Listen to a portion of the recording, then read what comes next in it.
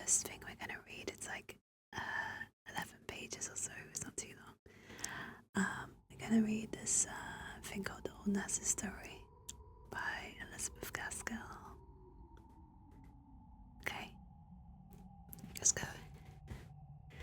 You know, my dears, that your mother was an orphan and an only child.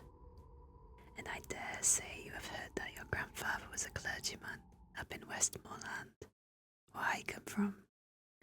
I was just a girl in the village school, when one day your grandmother came in and asked the mistress if there was any scholar there who would do for a nursemaid, and mighty proud I was, I can tell ye, when the mistress called me up and spoke to my being a good girl at my needle, and a steady, honest girl, and one whose parents were very respectable, but he might be poor, and I thought I should like nothing better than to serve the pretty young lady, who was blushing as deep as I was, as she spoke of the coming baby, and what I should have to do with it. However, I see you don't care so much for this part of my story. As for what you think is to come, so I'll tell you at once. I was engaged and settled at the parsonage before Miss Rosamond, that was the baby who is now your mother, was born. To be sure, I had little enough to do with her when she came, for she was never out of her mother's arms, and slept by her all night long. And proud enough was I sometimes when Mrs. trusted her to me. There never was such a baby before or since, for you've all of you been fine enough in your turns. But for sweet winning ways, you've none of you come up to your mother. She took after her mother, who was a real lady born, a Miss Furnivall, a granddaughter of Lord Furnivall's in Northumberland. I believe she had neither brother nor sister, and had been brought up in my lord's family till she had married her grandfather, who was just a curate, son to a shopkeeper in Carlisle, but a clever, fine gentleman as ever was, and one who was a right down hard worker in his parish, which was very wide and scattered all abroad over the Westmoreland vales. When your mother, little Miss Rosamond, was about 4 or 5 years old, both her parents died in a fortnight, one after the other. That was a sad time. My pretty young mistress and me were looking for another baby, when my master came from one of his long rides, wet and tired, and took the fever he died of. And then she never held up her head again, but lived just to see her dead baby, and have it laid on her breast before she sighed away her life. My mistress has asked me, on her deathbed, never to leave Miss Rosamond, but if she had never spoken a word, I would have gone with the little child to the end of the world. The next thing, and before we had well stilled our sobs, the executors and guardians came to settle the affairs. They were my poor young mistress's own cousin, Lord Furnivall, and Mr. Esthwaite, my master's brother, a shopkeeper in Manchester, not so well to do then as he was afterwards, with a large family rising about him. Well, I don't know if it were their settling, or because of a letter my mistress wrote on her deathbed to her cousin, my lord, but somehow it was settled that Miss Rosamond and me were to go to Furnivall Manor House in Northumberland, and my lord spoke as if it had been her mother's wish that she should live with his family, and as if he had no objections, for that 1 or 2 more or less could make no difference in so grand a household. So, for that was not the way in which I should have wished the coming of my bright and pretty pet to have been looked at.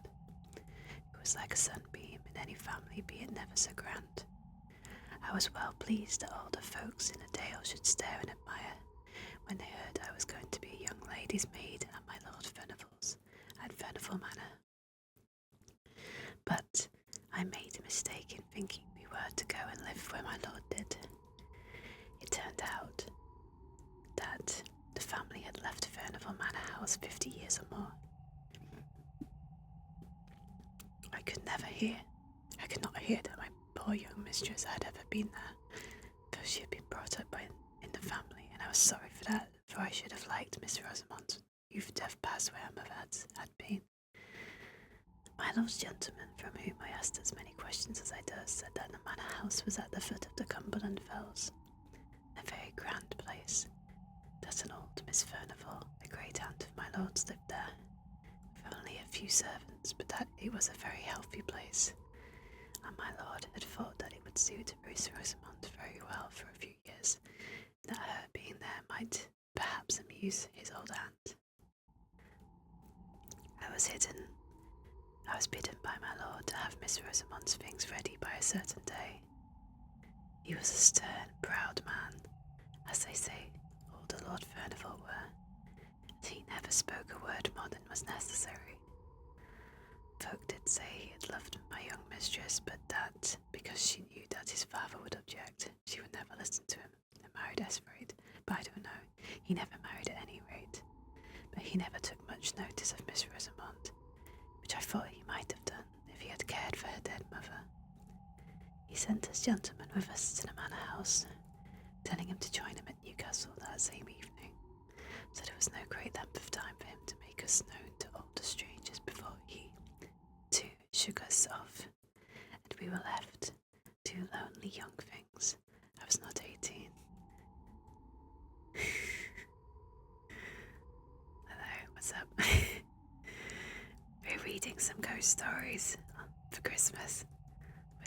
Yeah. Yeah, I'm good. Hold on, I've lost where I was. It seems like yesterday that we drove there. We had left our own dear parsonage very early, and we had both cried as if our hearts would break, for we were travelling in my lord's carriage, which I thought so much of once. And now it was long past noon on a September day, and we stopped to change horses for the last time at a little smoky town, all full of colliers and miners. Miss Rosamond had fallen asleep, but Mr. Henry told me to waken her, that she might see the park at the manor house as we drove up. I thought it rather a pity, but I did what he bade me, for fear he should complain of me to my lord. We had left all signs of a town, or even a village, and were then inside the gates of a large wild park, not like the parks here in the south, but with rocks and the noise of running water, and gnarled thorn trees and old oaks all white and peeled with age. Thank you for the follow, by the way. Thank you. The road went up about 2 miles, and then we saw a great and stately house, with many trees close around it. Thank you. So close that in some places their branches dragged against the walls when the wind blew, and some hung broken down, for no one seemed to take much charge of this place, to lop the wood or to keep the moss-covered carriage away in order. Only in front of the house was all clear. The great oval drive was without a weed, and neither tree nor creeper was allowed to grow over the long, many-windowed front, at both sides of which a ring projected, which were each the ends of each other side fronts. Check about the wind, but bless you. For the house, although it was so desolate, was even grander than I expected. Behind it rose the fells, which seemed unenclosed and bare enough, and on the left hand of the house, as you stood facing it, was a little old-fashioned flower garden, as I found out afterwards. A door opened out upon it from the west front. It had been scooped out of the thick, dark wood for some old Lady Furnival, but the branches of the great forest trees had grown and overshadowed it again, and there were very few flowers that would live there at that time. When we drove up to the great front entrance and went into the hall, I thought we should be lost. It was so large and vast and grand. There was a chandelier all of bronze hung down from the middle of the ceiling, and I had never seen one before, and looked at it all in amaze. Thank you for that, I appreciate it, thank you. Then at one end of the hall was a great fireplace as large as the sides of the houses in my country, with massy andirons and dogs to hold the wood, and by it were heavy, old-fashioned sofas. At the opposite end of the hall, to the left as you went in, on the western side, was an organ built into the wall, and so large that it filled up the best part of that end. Beyond it, on the same side, was a door, and opposite on each side of the fireplace, also doors leading to the east front. But those I never went through as long as I stayed in the house, so I can't tell you what lay beyond. The afternoon was closing in, and the hall, which had no fire lighted in it, looked dark and gloomy, but we did not stay there a moment. The old servant who had opened the door for us bowed to Mr. Henry and took us in through the door at the further side of the great organ, and led us through several smaller halls and passages into the west drawing room. Hi Jay, welcome, how you doing? Where he said that Miss Furnival was sitting. Poor little Miss Rosamond held very tight to me, as if she was scared and lost in that great place, and as for myself, I was not much better. The west drawing room was very cheerful looking, with a warm fire. Hi, Boots Merry around, how you doing? And plenty of good, comfortable furniture about. Miss Furnival was an old lady not far from 80, I should think, but I do not know. She was thin and tall, and had a face as full of fine wrinkles, as if they had been drawn all over it with a needle's point. Her eyes were very watchful to make up, I suppose, for her being so deaf as to be obliged to use a trumpet. Sitting with her, working as the same great piece of tapestry, was Mrs. Stark, her maid and companion, almost as old as she was. She had lived with Miss Furnival ever since they both were young, and now she seemed more like a friend than a servant. She looked so cold and grey and stony, as if she'd never loved or cared for anyone. And I don't suppose she did care for anyone except her mistress. And, owing to the great deafness of the latter, Mrs. Stark treated her very much as if she were a child. Mr. Henry gave a message for my lord, and then he bowed goodbye to us all, taking no notice of my sweet little Rosamond's outstretched hand, and left us standing there, being looked at by the two old ladies through their spectacles. I was right glad when they rung for the old footman who had shown us in at first, and told him to take us to our rooms. So we went out of that great drawing room and into another sitting room, and out of that, and then up a great flight of stairs and along a broad gallery, which was something like a library, having books all down one side and windows and writing tables all down the other, till we came to our rooms, which I was not sorry to hear were just over the kitchens, for I began to think I should be lost in that wilderness of a house. There was an old nursery that had been used for older lords and ladies long ago, with a pleasant fire burning in the grate, and the kettle boiling on the hob. Sorry, Bob. Okay. And tea things spread on the table, and out of that room was the night nursery, with a little crib for Miss Rosamond close to my bed. And old James called up Dorothy, his wife, to bid us welcome. And both he and she were so hospitable and kind that by and by Miss Rosamond and me felt quite at home. By the time tea was over, she was sitting on Dorothy's knee and chattering away as fast as a little tongue could go.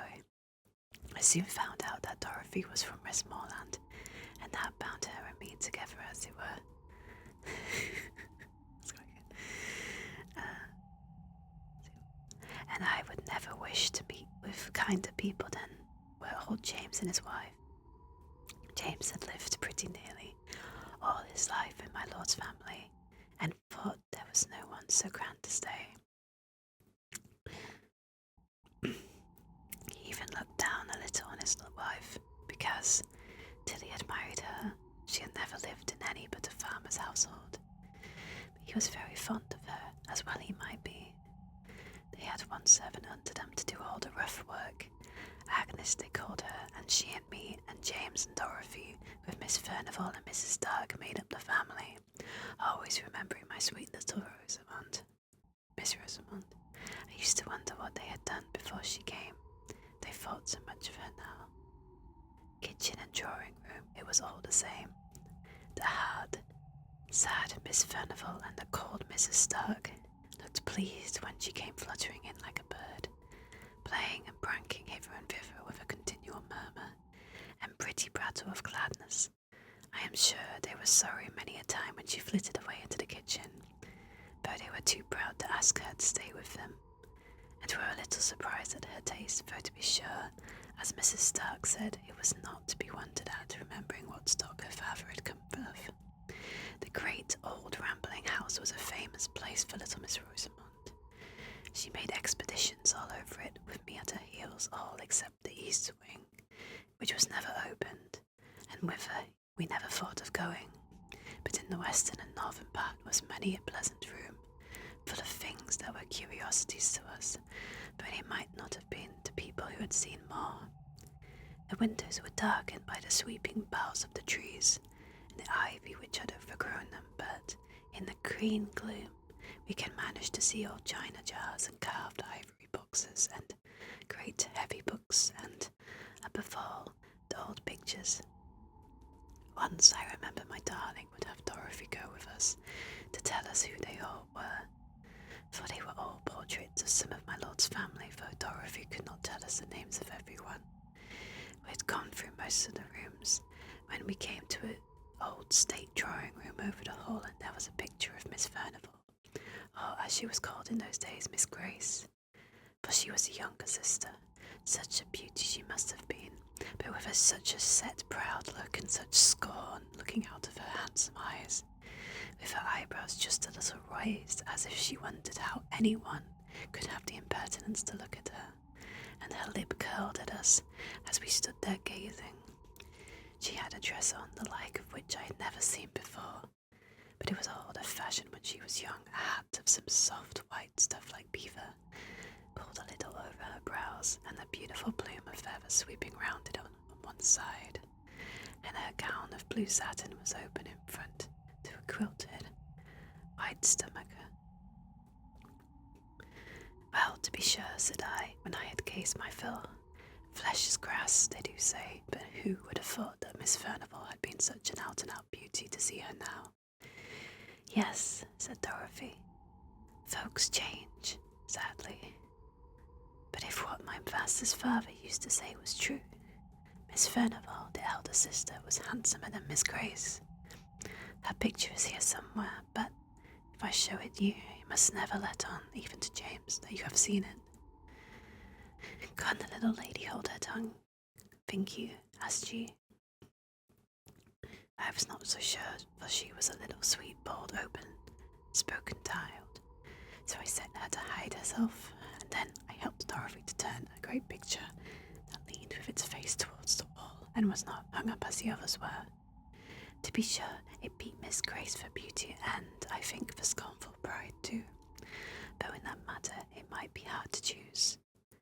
I could have looked at it in an hour, but Dorothy seemed half frightened at having shown it to me, and hurried it back again and bade me run and find Miss Rosamond, for that there were some ugly places about the house where she should like ill for the child to go. I was a brave, high-spirited girl, and thought little of what the old woman said, for I liked to hide and seek as well as any child in the parish, so off I ran to find my little one. As winter drew on, and the days grew shorter, I was sometimes almost certain that I heard a noise, as if someone was playing on the great organ in the hall.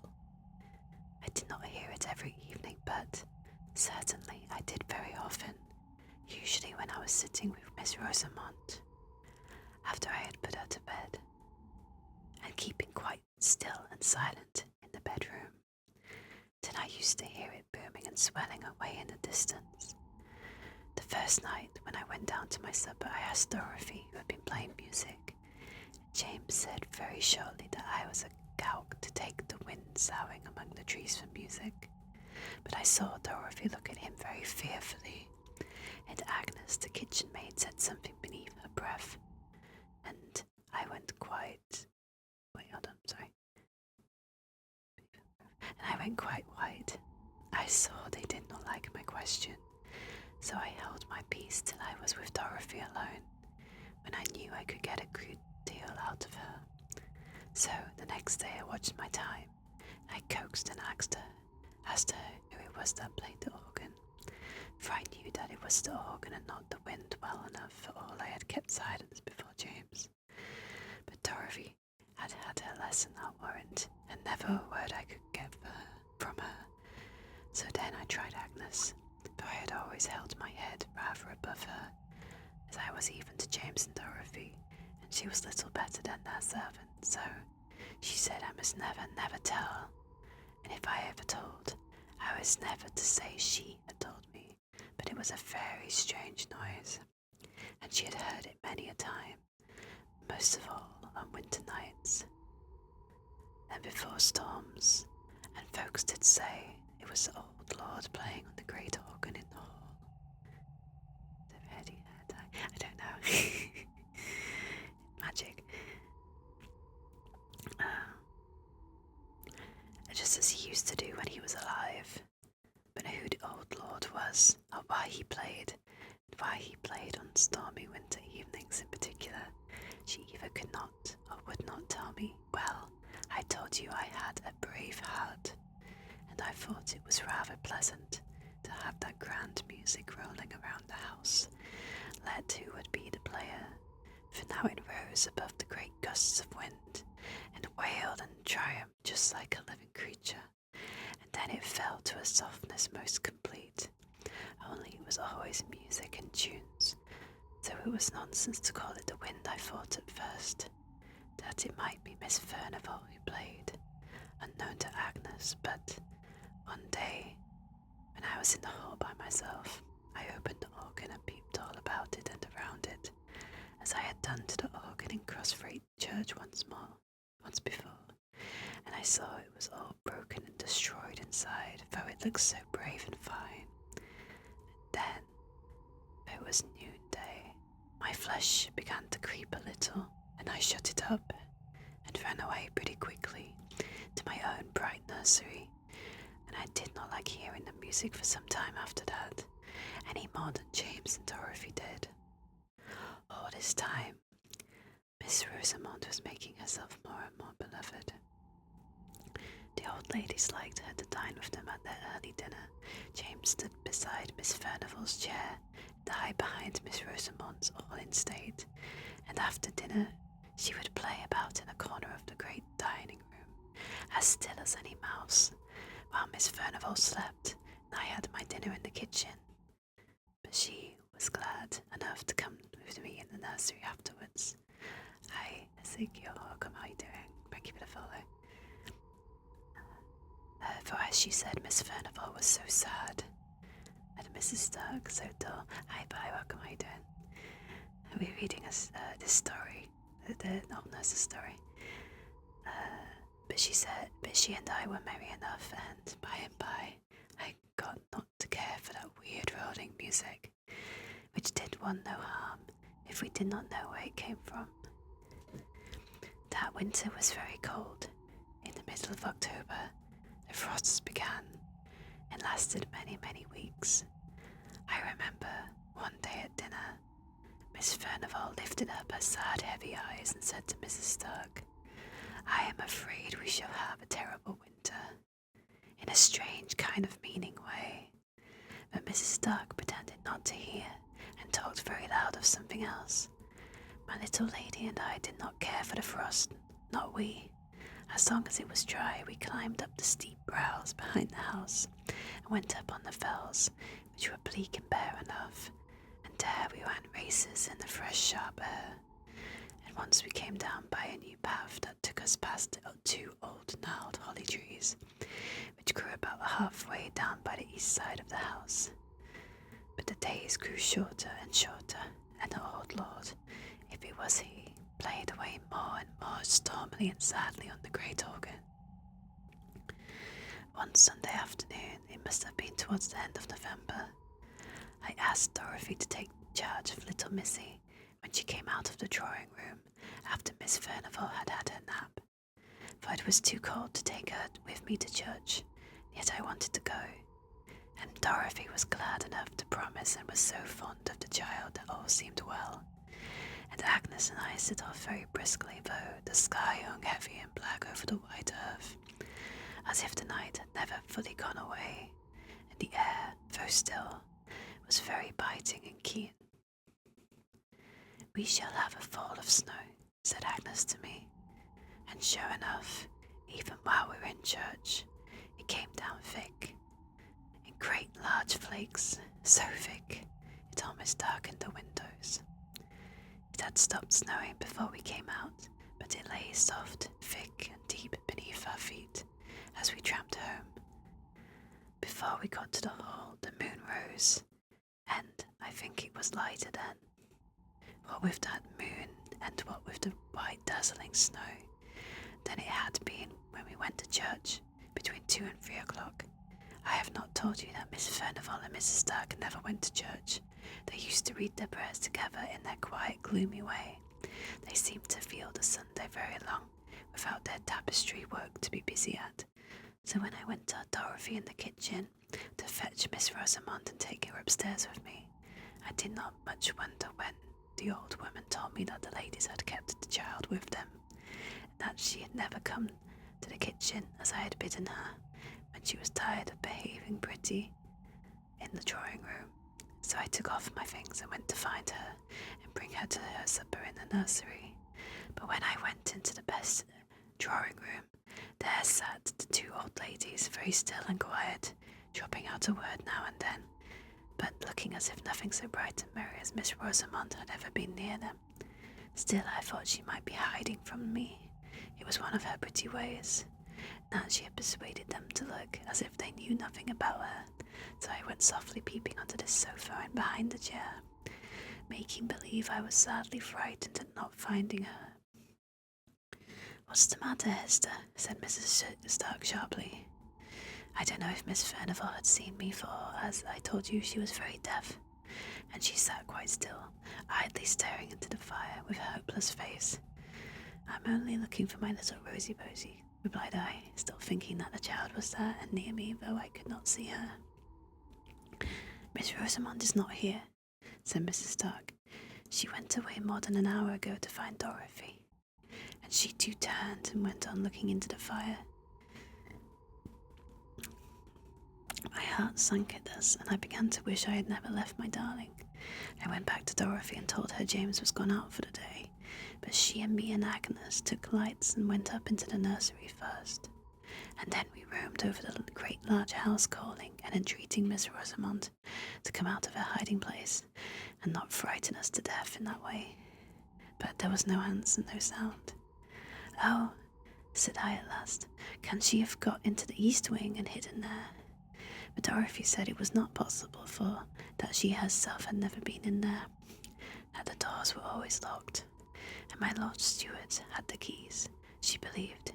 At any rate, neither she nor James had ever seen them, so I said I would go back and see if, after all, she was not hidden in the drawing room unknown to the old ladies.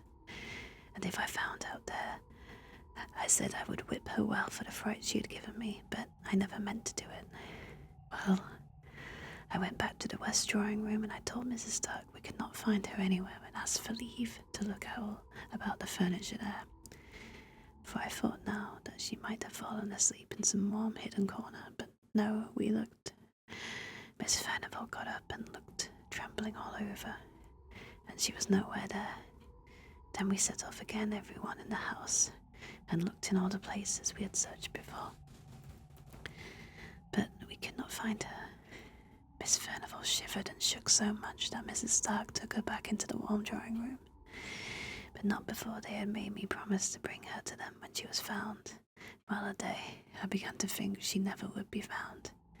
When I bethought me to look out into the great front court all covered with snow, I was upstairs when I looked out, but it was such dear moonlight I could see quite plain 2 little footprints, which might be traced from the hall door and round the corner of the east wing.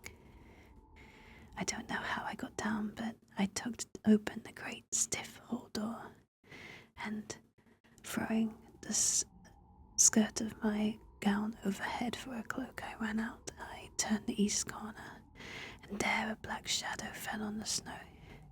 But when I came again into the moonlight, there were little footmarks going up to the fells.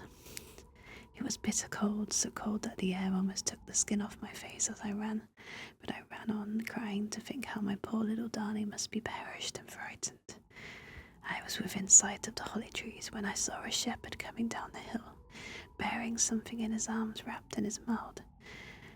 He shouted to me and asked me if I had lost a bairn, and when I could not speak for crying, he bore towards me, and I saw my wee bairnie lying still and white and stiff in his arms as if she had been dead. He told me he had been up the fells to gather in his sheep before the deep cold of night came on, and that under the holly trees, black marks on the hillside, where no other bush was for miles around, he had found my little lady, my lamb, my queen, my darling, stiff and cold, in the terrible sleep which is frost begotten. Oh, the joys and the tears of having her in my arms once again. Very good. For I would not let him carry her, but took her, mild and all, into my own arms, and held her near my own warm neck and heart, and felt the life stealing slowly back again into her little gentle limbs. But she was still insensible when we reached the hall, and I had no breath for speech. We went in by the kitchen door. "Bring the warming pan," said I, and I carried her upstairs and began undressing her by the nursery fire, which Agnes had kept up. I called my little Lammy all the sweet and playful names I could think of, even while my eyes were blinded by my tears, and at length she opened her large blue eyes. Then I pulled her into her warm bed, and sent Dorothy down to tell Miss Furnivall that all was well, and I made up my mind to sit by my darling's bedside the livelong night. She fell away into a soft sleep as soon as her pretty head had touched the pillow, and I watched by her till morning light, when she wakened up bright and clear. Or so I thought at first, and, my dears, how I think now. She said that she had fancied that she should like to go to Dorothy, for that both the old ladies were asleep, and it was very dull in the drawing room, and that as she was going through the rest lobby, she saw the snow through the high window falling soft and steady, but she wanted to see it lying pretty and white on the ground, so she made her way into the great hall, and then, going to the window, she saw it bright and soft upon the drive. But while she stood there, she saw a little girl, not as old as she was, but so pretty, said my darling, and this little girl beckoned to me to come out, and though she was so pretty and so sweet, I could not choose but go. And then this other little girl had taken her by the hand, and side by side the two had gone round the east corner. "Now you are a naughty little girl telling stories," said I. "What would your good mamma in heaven, and never told a story in her life, say to her little Rosamond if she heard her? And I dare say she does, telling stories." "Indeed, Hester," sobbed out my child, "I'm telling you true, indeed I am." "Don't tell me," said I, very stern. "I tracked you by your footmarks through the snow. They were only yours to be seen. And if you had a little girl to go hand in hand with you up the hill, don't you think the footprints would have gone along with you?" "I can't help it, dear Hester," said she, crying, "if they did not." I never looked at her feet, but she held my hand fast and tight in her little one, and it was very, very cold. She took me up the fell path up to the holly trees, and there I saw a lady weeping and crying. But when she saw me, she hushed her weeping and smiled very proud and grand, and took me on her knee, and began to lull me to sleep, and that's all. Hester, but that is true, and my dear mamma knows it is, said she, crying. So I thought the child was in a fever, and pretended to believe her as she went over her story, over and over again, and always the same. At last Dorothy knocked at the door with Miss Rosamond's breakfast, and she told me the old ladies were down in the eating parlour, and that they wanted to speak to me. They had both been into the night nursery the night evening before, but it was after Miss Rosamond was asleep, so they had only looked at her and not asked me any questions. I shall catch it, thought I to myself as I went along the north gallery, and yet I thought, taking courage, It was in the charge I left her, and it's they that's to blame to letting her steal away unknown and unwatched. So I went in boldly and told my story. I told it all to Miss Furnival, shouting it close to her ear. But when I came to the mention of the other little girl out in the snow, coaxing and tempting her out and her up to the grand and beautiful lady by the holly tree, she threw her arms up, her old and withered arms, and cried aloud, "Oh, heaven forgive, have mercy." Miss Stark took hold of her roughly enough, I thought, but she was past Mrs. Stark's management and spoke to me in a kind of wild warning and authority. "Hester, keep her from that child. It will lure her to her death, that evil child. Tell her it is a wicked, naughty child."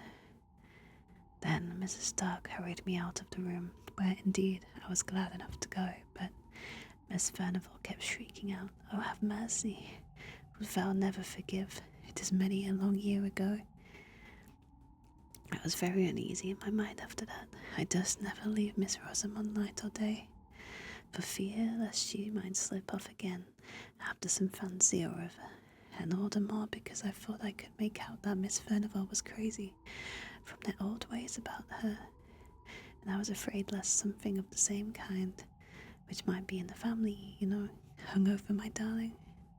And the great frost never ceased all this time, and whenever it was more a stormy night than usual between the gusts and through the wind, we heard the old lord playing on the great organ.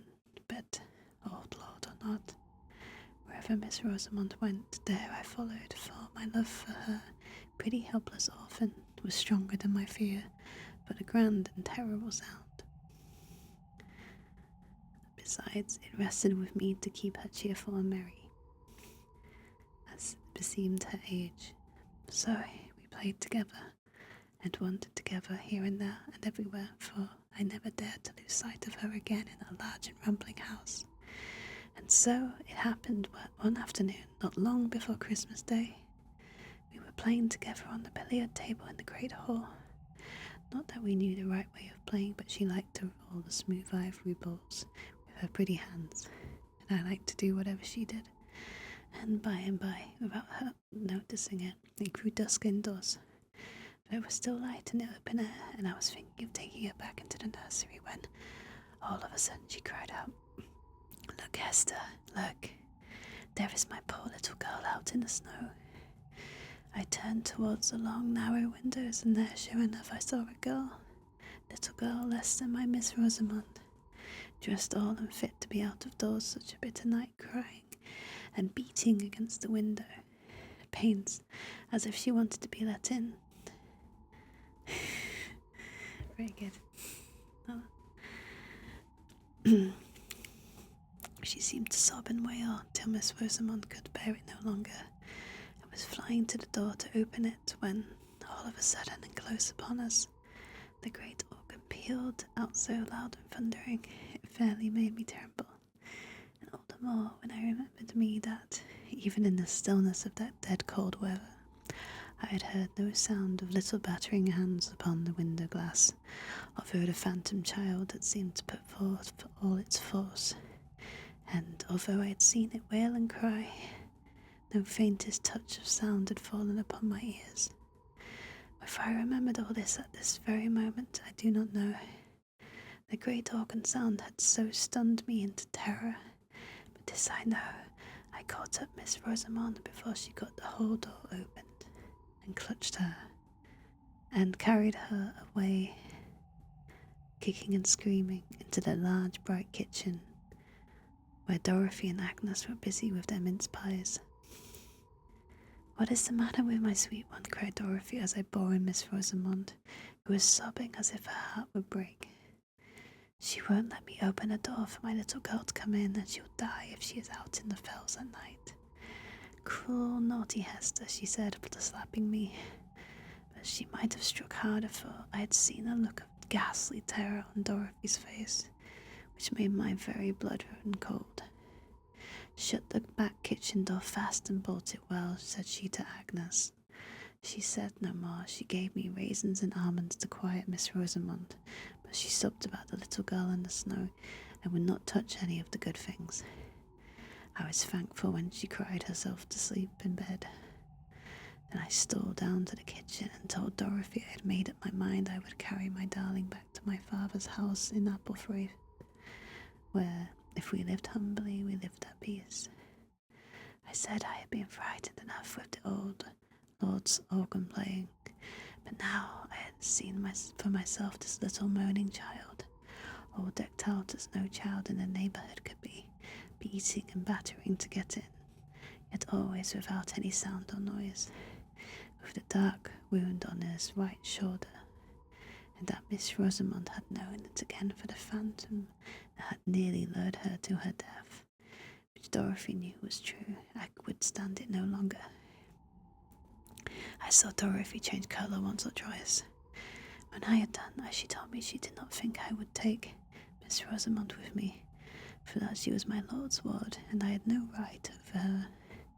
And she asked me, would I leave the child I was so fond of just for sounds and sights that could do me no harm, and that they had all had to get used to in their turns. I was all in a hot, trembling passion, and I said it was very well for her to talk, that knew what these sights and noises betokened, and that had, perhaps, had something to do with the spectre child well as what alive. I taunted her so that she told me all she knew at last, and then I wished I had never been told, for it only made me more afraid than ever.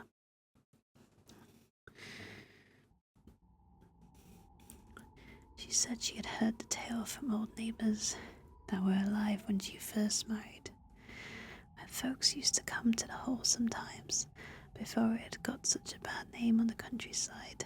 It might not be true, or it might what she had been told. The old lord was Miss Furnival's father, Miss Grace, as Dorothy called her, for Miss Maud was the elder, and Miss Furnival by rights. The old lord was eaten up with pride. Such a proud man was never seen or heard of, and his daughters were like him. No one was good enough to wed them, though they had choice enough, for they were the great beauties of their day, as I had seen by their portraits, where they hung in the state drawing room. But as the old saying is, pride will have a fall. These two haughty beauties fell in love with the same man, and he no better than a foreign musician, whom their father had down from London to play music with him at the manor house. For, above all things, next to his pride, the old lord loved music. He could play on nearly every instrument that ever was heard of, and it was a strange thing. It did not soften him, but he was a fierce, dour old man, and had broken his poor wife's heart with his cruelty, they said. He was mad after music and would pay any money for it, so he got this foreigner to come, who made such beautiful music that they said the very birds on the trees stopped their singing to listen. And by degrees, this foreign gentleman got such a hold over the old lord that nothing would serve him but that he must come every year, and it was he that had the great organ brought from Holland, built up in the hall where it stood now. He taught the old lord to play on it, but many and many a time, when Lord Furnival was thinking of nothing but his fine organ and his finer music, the dark foreigner was walking abroad in the woods with one of the young ladies, now Miss Maud and then Miss Grace. Miss Maud won the day and carried off the prize, such as it was. He and she were married, all unknown to anyone. Before he made his next yearly visit, she had been confined of a little girl at the farmhouse on the moors, while her father and Miss Grace thought she was away at Doncaster races. Hi Flea, welcome, how you doing? Spooky ghost stories. But though she was a wife and a mother, she was not a bit softened, but as hearty and as passionate as ever, perhaps more so, for she was jealous of Miss Grace. I should probably hydrate, yeah, you're right.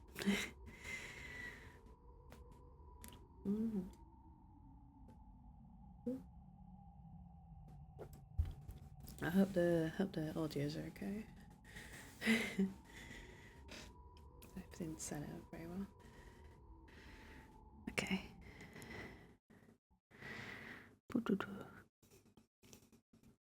I've lost where I was. Whoops.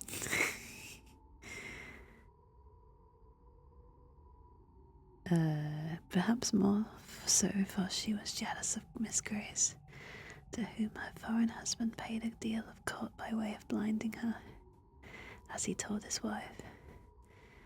But Miss Grace triumphed over Miss Maud, and Miss Maud grew fiercer and fiercer, both with her husband and with her sister, and the former, who could easily shake off what was disagreeable and hide himself in foreign countries, went away a month before his usual time that summer, and half threatened that he would never come back again. Meanwhile, the little girl was left at the farmhouse, and her mother used to have her horse saddled and gallop wildly over the hills to see her once every week, at the very least. For where she loved, and where she hated. And the old lord went on playing on his organ, and the servants, thought the sweet music he made had soothed down his awful temper, of which, Dorothy said, some terrible tales could be told. He grew infirm too, and had to walk with a crutch. And his son, that was the present Lord Furnival's father, was with the army in America, and the other son at sea. So Miss Maud had it pretty much her own way, and she and Miss Grace grew colder and bitterer to each other every day, till at last they hardly ever spoke, except when the old lord was by. The foreign musician came again the next summer, but it was for the last time, for they led him such a life with their jealousy and their passions that he grew weary. It's based on car batteries. Yeah. And went away and never was heard of again. And Miss Maud, who had always meant to have her marriage acknowledged when her father should be dead, was left now a deserted wife, whom nobody knew to have been married, with a child that she dared not own, although she loved it to distraction, living with a father whom she feared, and a sister whom she hated. And so, okay, you're fine, don't worry. When the next summer passed over and the dark foreigner never came, both Miss Maud and Miss Grace grew gloomy and sad. They had a haggard look about them, though they looked handsome as ever. But by and by Miss Maud brightened, for her father grew more and more infirm, and more than ever carried away by his music, and she and Miss Grace lived almost entirely apart, having separate rooms, the one on the west side, Miss Maud on the east, those very rooms which were now shut up. So she thought she might have her little girl with her, and no one need ever know, except those who dared not speak about it, and were bound to believe that it was, as she said, a cottager's child she had taken a fancy to. All this, Dorothy said, was pretty well known, but what came afterwards no one knew, except Miss Grace and Mrs. Stark, who was even then her maid, and much more of a friend to her than ever her sister had been. But the servants supposed, from words that were dropped, that Miss Maud had triumphed over Miss Grace, and told her that all the time the dark foreigner had been mocking her with pretended love. He was her own husband. The colour left Miss Grace's cheek and lips that very day forever, and she was heard to say many a time that sooner or later she would have her revenge. And Mrs. Stark was forever spying about the east rooms. One fearful night, just after the new year had come in, when the snow was lying deep and thick, and the flakes were still falling, fast enough to blind anyone who might be out and abroad, there was a great and violent noise heard, and the old lord's voice above all, cursing and swearing awfully, and the cries of a little child, and the proud defiance of a fierce woman, and the sound of a blow, and a dead stillness, and moans and wailings dying away on the hillside. Then the old lord summoned all his servants, and told them with terrible oaths, and words more terrible, that his daughter had disgraced herself, and that he had turned her out of doors, her and her child, and that if ever they gave her help or food or shelter, he prayed that they might never enter heaven. And all the while Miss Grace stood by him, white and still as any stone, and when he had ended she heaved a great sigh, as much as to say her work was done and her end was accomplished. But the old lord never touched his organ again, and died within the year. And no wonder, for on the morrow of that wild and fearful night, the shepherds, coming down the fell side, found Miss Maud sitting all crazy and smiling under the holly trees, nursing a dead child, with a terrible mark on his right shoulder. But that was not what killed it, said. It was the frost and the cold. Every wild creature was in its hole, and every beast in its fold, while the child and its mother were turned out to wander on the fells. And now you know all. I wonder if you are less frightened now. I was more frightened than ever, but I said I was not. I wished Miss Rosamond and myself well out of that dreadful house forever. But I would not leave her, and I dared not take her away. But oh, how I watched her and guarded her. We bolted the doors and shut the window shutters fast, an hour or more before dark, rather than leave them open 5 minutes too late. But my little lady still heard the wired child crying and mourning, and not all we could do or say could keep her from wanting to go to her and let her in from the cruel wind and the snow. All this time I kept away from Miss Furnivall and Mrs. Stark as much as I could, for I feared them. I knew no good could be about them, with their grey, hard faces and their dreamy eyes, looking back in the ghastly years that were gone. But even in my fear I had a kind of pity for Miss Furnivall at least. Those gone down to the pit can hardly have a more hopeless look than that which was ever on her face. At last I even got so sorry for her, who never said a word but what was quite forced from her, that I prayed for her, and I taught Miss Rosamond to pray for one who had done a deadly sin. But often when she came to those words she would listen and start up from her knees and say, "I hear my little girl plaining and crying very sad. Oh, let her in, or she will die." One night, just after New Year's Day had come at last, and the long winter had taken a turn as I hoped, I heard the west drawing-room bell ring 3 times, which was a signal for me I would not leave Miss Rosamond alone, but all she was asleep, for the old lord had been playing wilder than ever, and I feared lest my darling should waken to hear the spectre child. See her I knew she could not. I had fastened the windows too well for that. So I took her out of her bed and wrapped her up in such outer clothes as were most handy, and carried her down to the drawing-room, where the old ladies sat at their tapestry work as usual. They looked up when I came in, and Mrs. Stark asked, quite astounded, why did I bring Miss Rosamond there out of her warm bed? I had begun to whisper, because I was afraid of her being tempted out while I was away by the wild child in the snow, when she stopped me short, with a glance at Miss Furnivall, and said Miss Furnivall wanted me to undo some work she had done wrong, which neither of them could see to unpick. So I laid my pretty dear on the sofa, and sat down on a stool by them, and hardened my heart against them as I heard the wind rising and howling. Miss Rosamond slept on sound, for all the wind blew so, and Miss Furnivall said never a word, nor looked round when the gusts shook the windows. All at once she started up to her full height, and put up one hand as if to bid us listen. "I hear voices," said she. "I hear terrible screams. I hear my father's voice." Just at that moment my darling wakened with a sudden start. "My little girl is crying. Oh, how she is crying." And she tried to get up and go to her, but she got her feet entangled in the blanket, and I caught her up, for my flesh had begun to creep at these noises, which they heard while we could catch no sound. In a minute or two the noises came, and gathered fast and filled our ears. We too heard voices and screams, and no longer heard the winter's wind that raged abroad.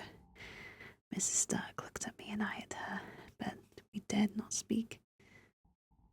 Suddenly Miss Furnivall went towards the door, out into the ante-room, through the rest lobby, and opened the door into the great hall.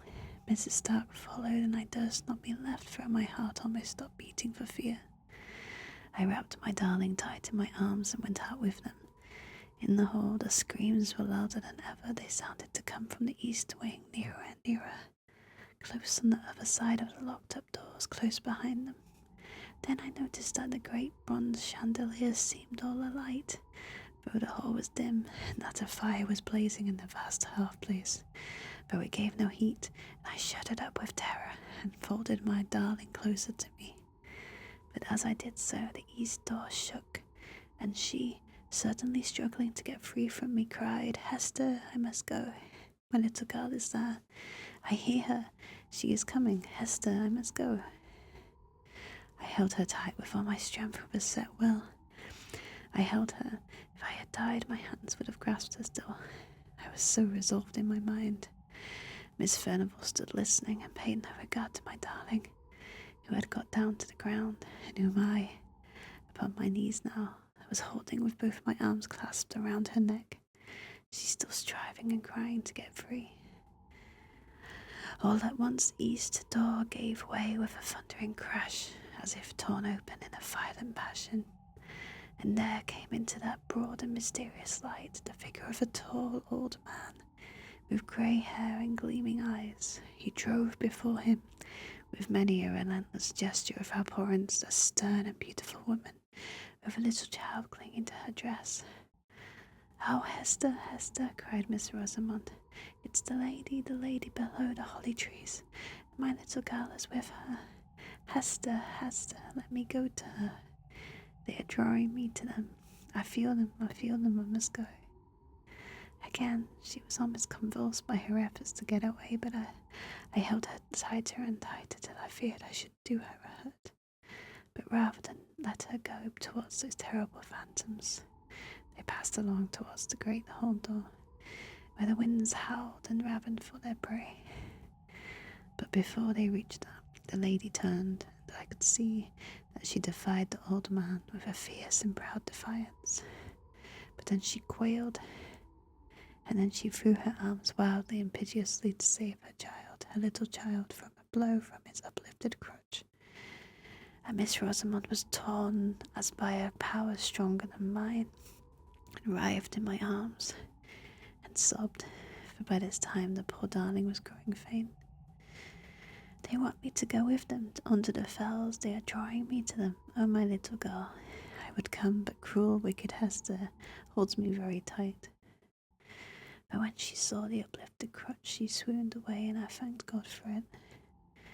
Just at this moment, when the tall old man, his hair streaming as in the blast of a furnace, was going to strike the little shrinking child, Miss Furnivall, the old woman by my side, cried out, "Oh, father, father, spare the little innocent child."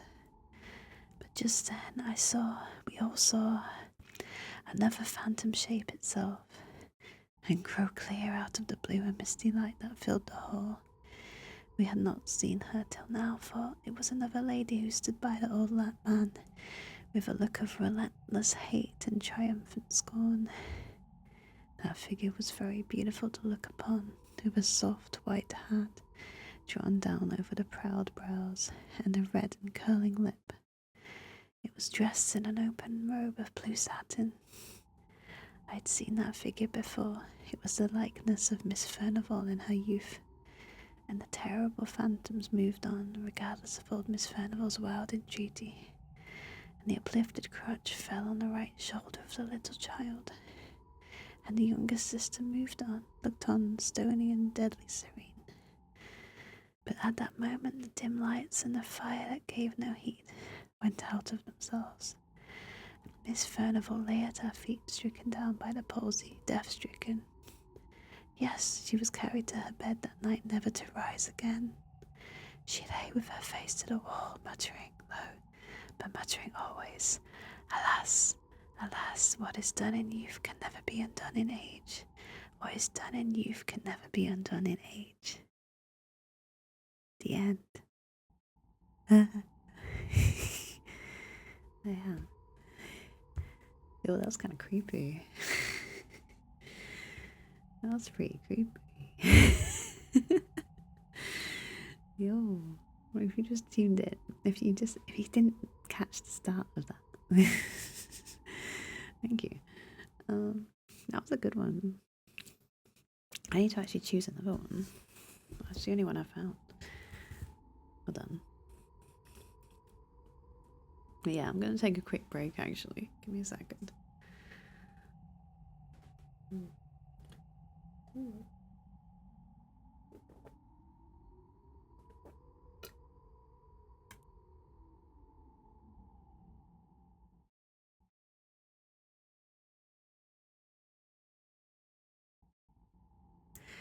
Okay.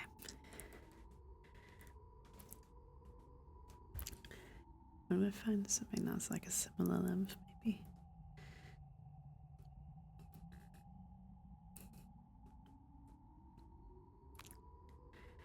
You have a voice, thank you. Yeah. Let's have a look at this one.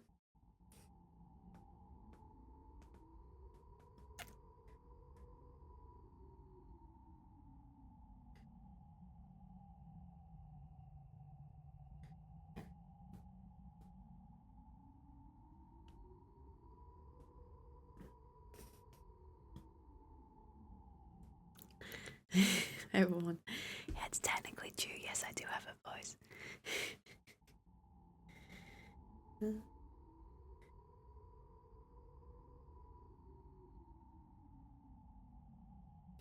look at this one.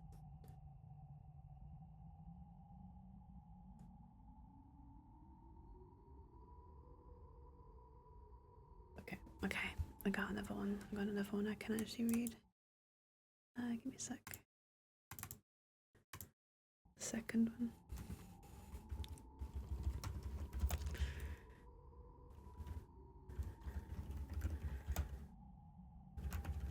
That one.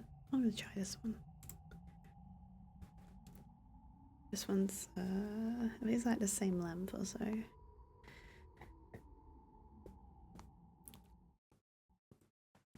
Okay.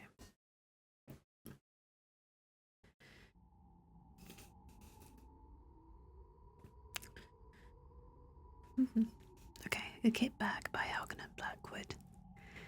Right, let's go. When the words not guilty sounded through the crowded courtroom that dark December afternoon, Arthur Wilbraham, the great criminal Casey and leader for the triumphant defense, was represented by his junior, Ben Johnson, his private secretary, carried the verdict across to his chambers like lightning. "It's what we expected, I think," said the barrister without emotion, "and personally I am glad the case is over." There was no particular sign of pleasure that his defense of John Turk, the murderer, on a plea of insanity, had been successful, for no doubt he felt, as everybody who had watched the case felt, that no man had ever better deserved the gallows. "I'm glad too," said Johnson. He had sat in the court for 10 days, watching the face of the man who had carried out with callous detail one of the most brutal and cold-blooded murders of recent years. B. Counsel glanced up at his secretary. They were more than an employer employed for family and other reasons they were friends. "Ah, I remember, yes," he said with a kind smile. "And you want to get away for Christmas? You're going to skate and ski in the Alps, aren't you?" "If I was your age, I'd come with you," Johnson laughed shortly. He was a young man of 26, with a delicate face like a girl's. "I can catch the morning boat now," he said. "But that's not the reason I'm glad the trial is over. I'm glad it's over because I've seen the last of that man's dreadful face. It positively haunted me. Bat white skin, with the black hair brushed low over the forehead, is a thing I shall never forget. And the description of the way the dismembered body was crammed and packed with lime into that." "Don't dwell on it, my dear fellow," interrupted the other, looking at him curiously out of his keen eyes. "Don't think about it. Such pictures have a trick of coming back when one least wants them." He paused a moment. "Now go," he added presently, "and enjoy your holiday. I shall want all your energy for my parliamentary work when you get back. And don't break your neck skiing." Johnson shook hands and took his leave. At the door he turned suddenly. "I knew there was something I wanted to ask you," he said. "Do you mind lending me one of your kit bags? Too late to get one tonight." leave in the morning before the shops are open. Of course, I'll send Henry over with it to your rooms. You shall have it the moment I get home." "I promise to take great care of it," said Johnson gratefully, delighted to think that within 30 hours he would be nearing the brilliant sunshine of the high Alps this winter. Be thought of that criminal court was like an evil dream. Wait. I think there's like a misspelling. I think there's something wrong with this PDF. Okay, no, I'm gonna just correct it as I go. Okay. The thought of that criminal court was like an evil dream in his mind. He dined at his club and went on to Bloomsbury, where he occupied the top floor in one of those old gaunt houses in which the rooms are large and lofty. The floor below his own was vacant and unfurnished, and below that were other lodgers whom he did not know. It was cheerless, and he looked forward heartily to a change. The night was even more cheerless. It was miserable, and few people were about. A cold, sleety rain was driving down the streets before the keenest east wind he had ever felt. It howled dismally along the big, gloomy houses of the great squares. When he reached his room, he heard it whistling and shouting over the world of black roofs beyond his windows. In the hall he met his landlady, shading a candle from the draughts with her thin hand. "This come by a man from Mr. Wilbrim's, sir." She pointed to what was evidently the kit bag, and Johnson thanked her and took it upstairs with him. "I shall be going abroad in the morning for 10 days, Mrs. Monks," he said. "I'll leave an address for letters."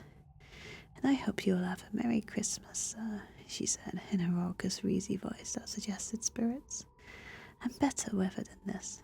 "I hope so too," replied her lodger, shuddering a little as the wind went roaring down the street outside. When he got upstairs, he heard the sleet volleying against his window panes. He put his kettle on to make a cup of hot coffee, and then set about putting a few things in order for his absence. "And now I must pack, such as my packing is," he laughed to himself, and set to work at once. He liked the packing, for it brought the snow mountain so vividly before him, and made him forget the unpleasant scenes of the past 10 days. Besides, it was not elaborate in nature. His friend had lent him the very thing, a stout canvas kit bag, sack-shaped, with holes around the neck for the brass bar and padlock. It was a bit shapeless, true, and not much to look at, but its capacity was unlimited, and there was no need to pack carefully. He shoved in his waterproof coat, his fur cap and gloves, his skates and climbing boots, his sweaters, snow boots and ear caps, and then on the top of these he piled his woolen shirts and underwear, his thick socks, puttees and knickerbockers. The dress suit came next, in case the hotel people dressed for dinner, and then, thinking of the best way to pack his white shirts, he paused a moment to reflect. "That's the worst of these kit bags," he mused vaguely, standing in the centre of the sitting room where he had come to fetch some string. It was after 10 o'clock.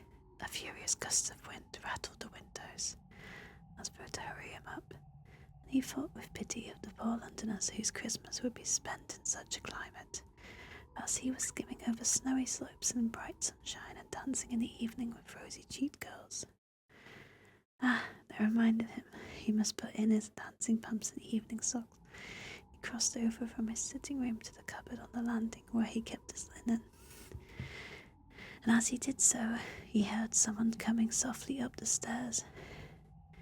He stood still a moment on the landing to listen.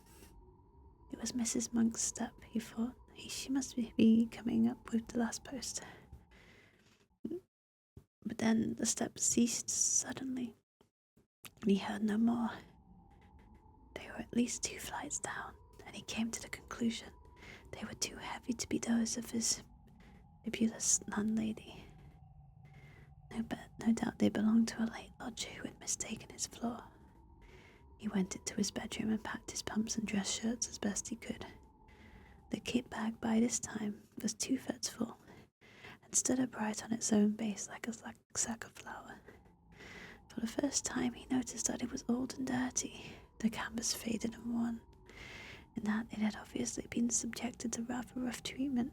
It was not a very nice bag to have sent him.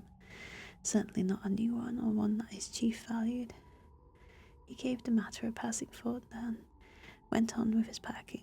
Once or twice, however, he caught himself wondering who it could have been wandering down below, for Mrs. Monks had not come up with letters and the floor was empty and unfurnished. From time to time, moreover, he was almost certain he heard a soft tread of someone padding about over the bare boards, cautiously, stealthily, as silently as possible, and further, that the sounds had been lately coming distinctly nearer. For the first time in his life he began to feel a little creepy. Then, as though to emphasize the feeling, an odd thing happened. As he left the bedroom, having just packed his recalcitrant right shirts, he noticed that the top of the kit bag lopped over towards him, with an extraordinary resemblance to a human face. The canvas fell into a fold like a nose and forehead, and the brass rings for the padlock just filled the position of the eyes. A shadow, or was it a travel stain, for he could not tell exactly, looked like hair. It gave him rather a turn, for it was so absurdly, so outrageously like the face of John Turk the murderer. He laughed and went into the front room where the light was stronger. That horrid case has got on my mind, he thought. I shall be glad for a change of scene and air. In the sitting room, however, he was not pleased to hear again that stealthy tread upon the stairs, and to realize that it was much closer than before, as well as unmistakably real, and this time he got up and went out to see who it could be creeping about on the upper staircase at so late an hour. But the sound ceased. There was no one visible on the stairs. He went to the floor below, not without trepidation, turned on the electric light to make sure that no one was hiding in the empty rooms of the unoccupied suite. There was not a stick of furniture large enough to hide a dog. Then he called over the banisters to Mrs. Monks, but there was no answer, and his voice echoed down into the dark vault of the house, and was lost in the roar of the gale that howled outside. Everyone was in bed and asleep, everyone except himself and the owner of this soft and stealthy tread.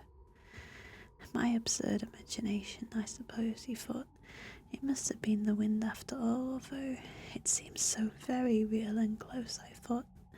He went back to his packing. It was by this time getting on towards midnight. He drank his coffee up and lit another pipe, the last before turning in. It was difficult to say exactly at what point fear begins, when the causes of that fear are not plainly before the eyes. Impressions gather on the surface of the mind film by film, as ice gathers upon the surface of still water, but often so lightly that they claim no definite recognition from the consciousness. Then a point is reached where the accumulated impressions become a definite emotion, and the mind realizes that something has happened. With something of a start, Johnson suddenly recognized that he felt nervous, oddly nervous also, that for some time past the causes of this feeling had been gathering slowly in his mind, but that he had only just reached the point where he was forced to acknowledge them. It was a singular and curious malaise that had come over him, and he hardly knew what to make of it. He felt as though he were doing something that was strongly objected to by another person, moreover, who had some right to object. It was a most disturbing and disagreeable feeling, not unlike the persistent promptings of conscience. Almost, in fact, as if he were doing something he knew to be wrong. Yet, though he searched vigorously and honestly in his mind, he could nowhere lay his finger upon the secret of this growing uneasiness, and it perplexed him. More it distressed and frightened him. Pure nerves, I suppose, he said aloud with a forced laugh. Mountain air will cure all that. Ah, he added, still speaking to himself. And that reminds me, my snow glasses. He was standing by the door of the bedroom during this brief soliloquy, and as he passed quickly towards the sitting room to fetch them from the cupboard, he saw out of the corner of his eye the indistinct outline of a figure standing on the stairs, a few feet from the top. It was someone in a stooping position, with one hand on the banisters and the face peering up towards the landing. And at the same moment he heard a shuffling footstep. The person who had been creeping about below all this time had at last come up to his own floor. Who in the world could it be? And what in the name of heaven did he want?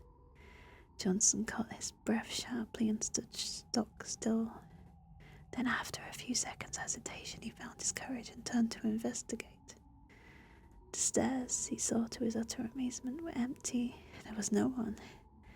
He felt a series of cold shivers run over him, and something about the muscles of his legs gave a little and grew weak. For the space of several minutes he peered steadily into the shadows that congregated about the top of the staircase where he had seen the figure, and then he walked fast, almost ran in fact, into the light of his front room.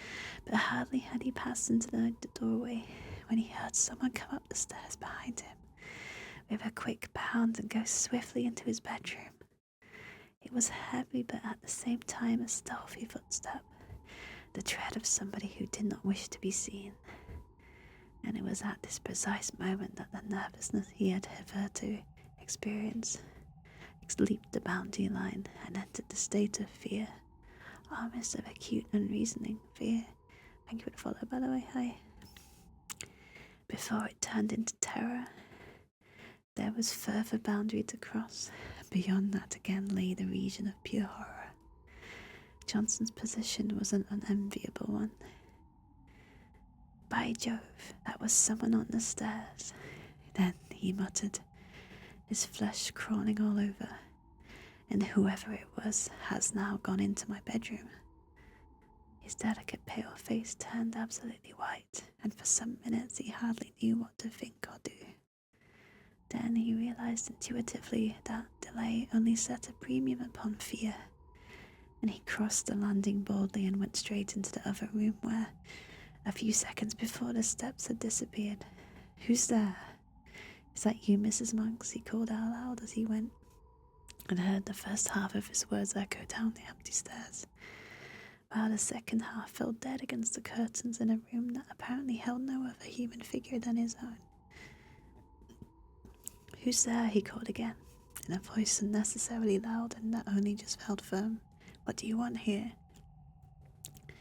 The curtain swayed very slightly, and as he saw it, his heart felt as if he almost missed a beat, yet he dashed forward and drew him inside with a rush. A window streaming with rain was all that met his gaze. He continued his search, but in vain. The cupboard held nothing but rows of clothes, hanging motionless, and under the bed there was no sign of anyone hiding. He stepped backwards into the middle of the room, and as he did so, something all but tripped him up. Turning with a sudden spring of alarm, he saw the kit bag. Odd, he thought, that's not where I left it.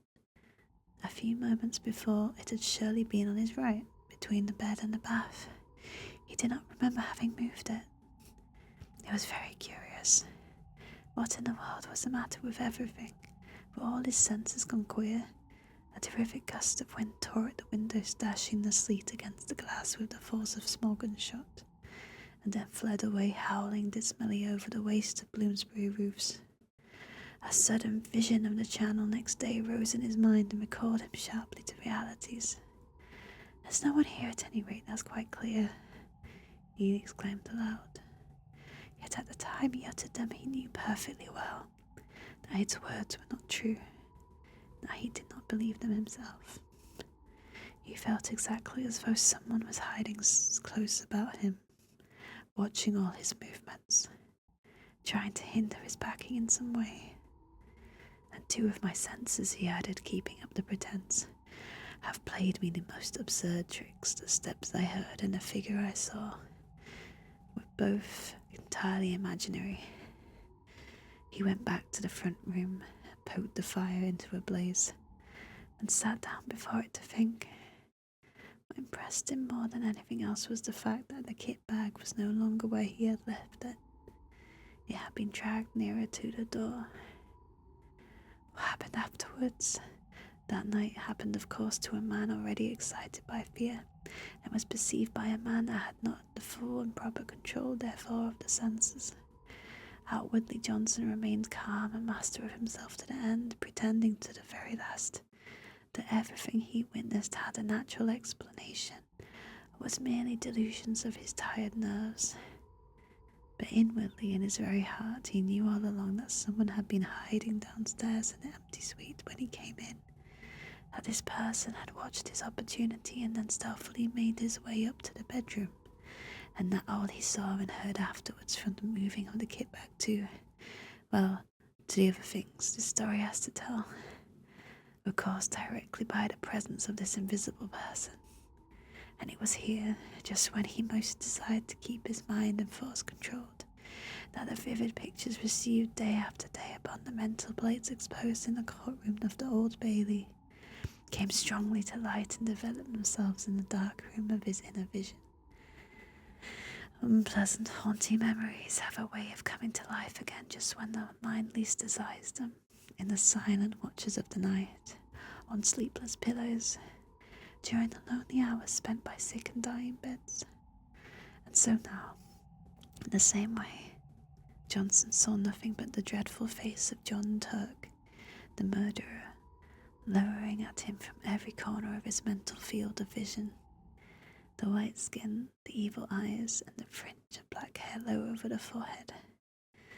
All the pictures of those 10 days in court crowded back into his mind, unbidden and very vivid. "This is all rubbish and nerves," he exclaimed at length, springing with sudden energy from his chair. "I shall finish my packing and go to bed. I'm overwrought, overtired, and no doubt at this rate I shall hear steps and things all night." But his face was deadly white all the same. He snatched up his field glasses and walked across to the bedroom, humming a music hall song as he went, a trifle too loud to be unnatural, and in the instant he crossed the threshold and stood within the room, something turned cold about his heart, and he felt that every hair on his head stood up. The kit bag lay close in front of him, several feet nearer to the door than he had left it. Just over its crumpled top he saw her head and face slowly sinking out of sight, as though someone were crouching behind it to hide. And at the same moment a sound like a long-drawn sigh was distinctly audible in the still air about him between the gusts of the storm outside. Johnson had more courage and willpower than the girlish indecision of his face indicated, but at first such a wave of terror came over him that for some seconds he could do nothing but stand and stare. A violent trembling ran down his back and legs, and he was conscious of a foolish, almost hysterical impulse to scream aloud. That sigh seemed in his very ear, and the air still quivered with it. It was unmistakably a human sigh. "Who's there?" he said at length, finding his voice, but thought he meant to speak with loud decision. The tones came out instead in a faint whisper, for he had partly lost the control of his tongue and lips. He stepped forward so that he could see all around and over the kit bag. Of course there was nothing there, nothing but the faded carpet and the bulging canvas sides. He pulled out his hands and threw open the mouth of the sack where it had fallen over, being only 3 parts full, and then he saw for the first time that round the inside, some 6 inches from the top, there ran a broad smear of dull crimson. It was an old and faded bloodstain. He uttered a scream and drew back his hands, as if they had been burnt. At the same moment the kit bag gave a faint but unmistakable lurch forward towards the door. Johnson collapsed backwards, searching with his hands for the support of something solid, and the door being further behind him than he realized, received his weight just in time to prevent his falling, and shut to with a resounding bang. At the same moment the swinging of his left arm accidentally touched the electric switch, and the light in the room went out. It was an awkward and disagreeable predicament, and if Johnson had not been possessed of real pluck, he might have done all manner of foolish things. As it was, however, he pulled himself together and groped furiously for the little brass knob to turn the light on again, but the rapid closing of the door had set the coats hanging on it a-swinging, and his fingers became entangled in a confusion of sleeves and pockets, so that it was some moments before you found the switch. And in those few moments of bewilderment and terror, two things happened that sent him beyond recall over the boundary into the region of genuine horror. He distinctly heard the kit bag shuffling heavily across the floor in jerks, and close in front of his face sounded once again the sigh of a human being. In his anguished efforts to find the brass button on the wall, he nearly scraped the nails from his fingers. But even then, in those frenzied moments of alarm, so swift and alert are the impressions of a man keyed up by a vivid emotion, he had time to realize that he dreaded the return of the light, and that it might be better for him to stay hidden in the merciful screen of darkness. It was but the impulse of a moment, however, and before he had time to act upon it, he had yielded automatically to the original desire, and the room was flooded again with light. But the second instinct had been right.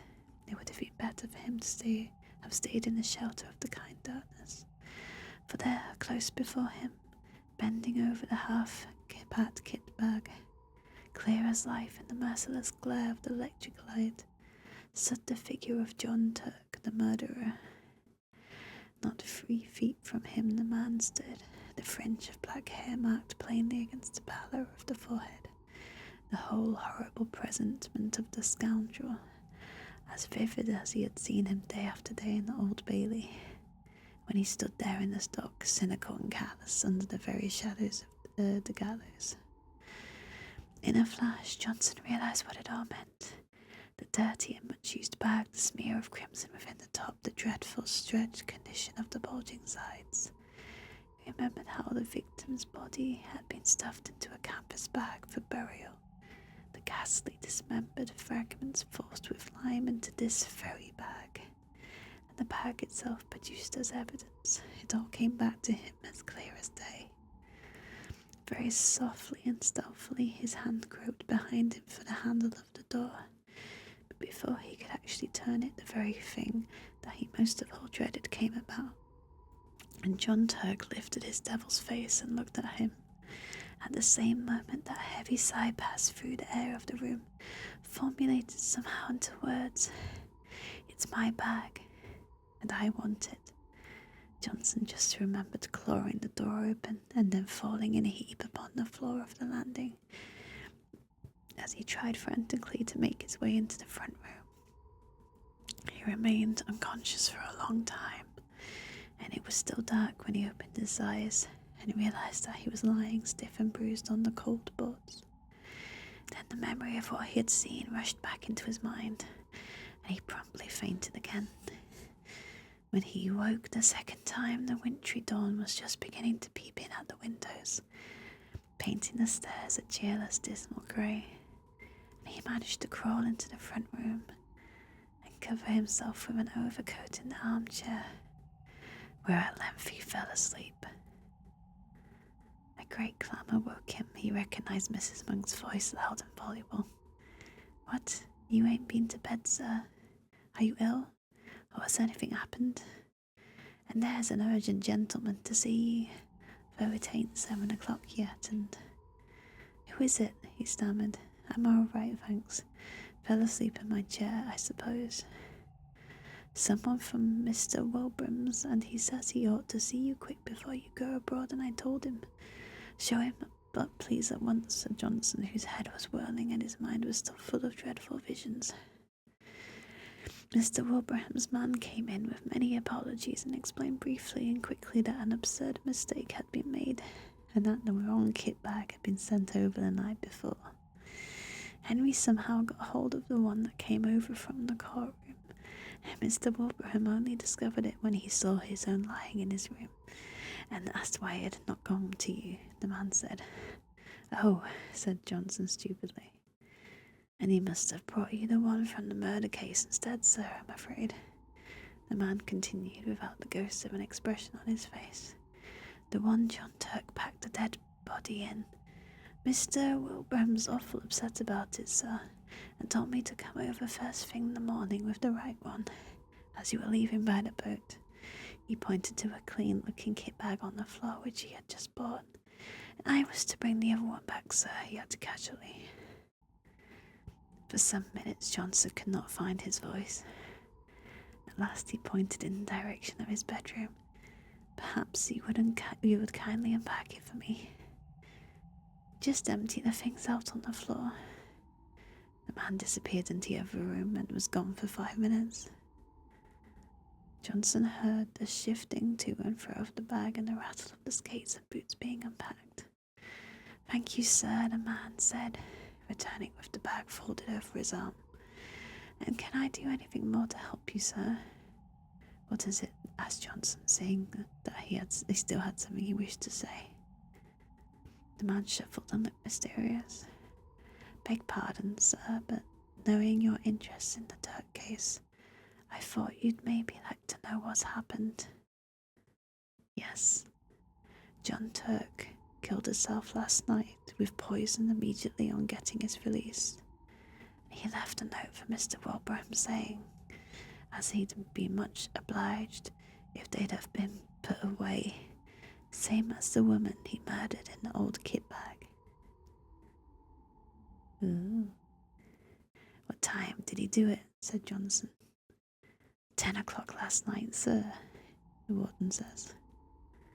The end. The end. Oh man. It was like a creepy bag. It's a creepy bag story.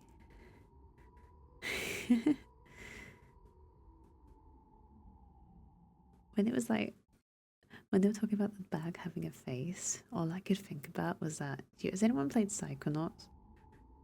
That platformer game. You know, like there's like a collectible in there, that like the old bags. Just reminded me of that. Anyway. Oh yeah, we're 1 hour 40. I don't know if I can find like a really short one.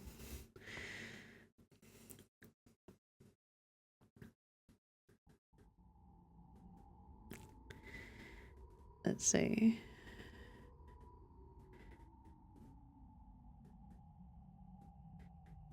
EF Benson, right?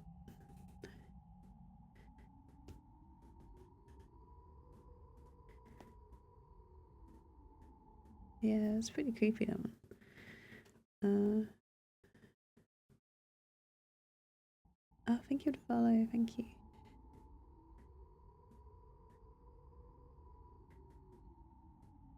Let's have a look.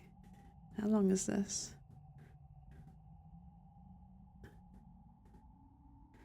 It's quite long. Alright, let's try it though. One last one, hold on.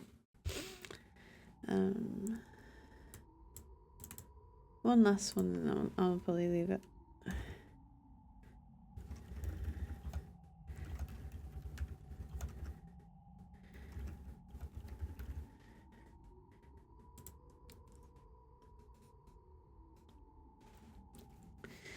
Okay, one last one. It's called Between the Lines by E.F. Benson. Right. The day had been one unceasing fall of snow from sunrise until the gradual withdrawal of the vague white light outside indicated that the sun had set again. But as usual at this hospitable, delightful house of... Oh, I don't have headpads on, I'm sorry. I forgot to turn it on. Hold on, I can do that now. Give me a second. Let's have a look. What's it gone?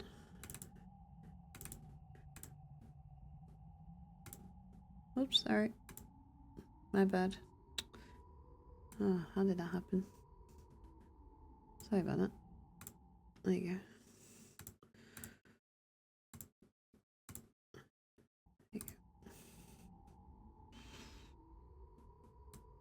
These all change size now. Yeah, okay, that's better. Creepy. Okay, let's try that again.